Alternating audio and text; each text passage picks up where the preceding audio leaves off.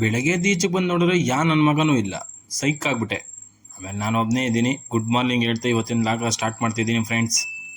ಇದೊಂದು ಬದುಕಿ, ಇದೊಂದು ಜನ್ಮವೇ, ಎಂತಹ ದುರ್ವಿಧಿ ಇದೆಂತಹ.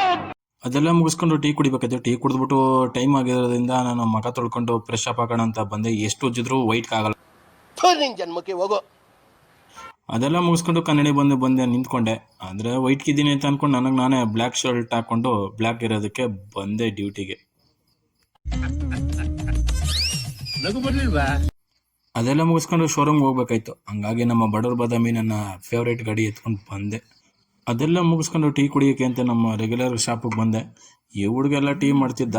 ಬಟ್ ಆದರೆ ನಮ್ಮ ಹುಡುಗರು ಬಂದರು. ನನ್ನ ಬೈಕ್ ನೋಡ್ಬಿಟ್ಟು ಅಣ್ಣ ಟೀ ಕೊಡ್ಸೋಣ ಅಂತ ಅನ್ಕೊಂಡು ಇನ್ನೇನು ಮಾಡೋಕ್ಕಾಗಲ್ಲ ಅಂದ್ಬಿಟ್ಟು ಅವ್ರಿಗೂ ಕೊಡಿಸ್ದೆ. ಇವನ್ನೆಲ್ಲರಿಗೂ ಬ್ರದರ್ ಬ್ರದರ್ ಬ್ರದರ್ ಅಂತ ಕೊಯ್ಯೋದು, ಬ್ರದರ್ ಬ್ರದರ್ ಅಂತ ಕೊಯ್ಯೋದು.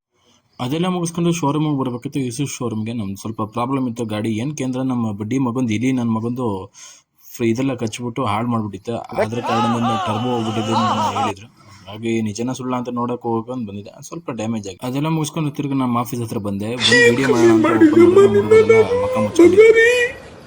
ಏನೇ ಕಮ್ಮಿ ಮಾಡಿದೆ ನನ್ನ ಕ್ಯಾಬಲ್ಲಿ ದುಡ್ಕೊಂಬಂದು.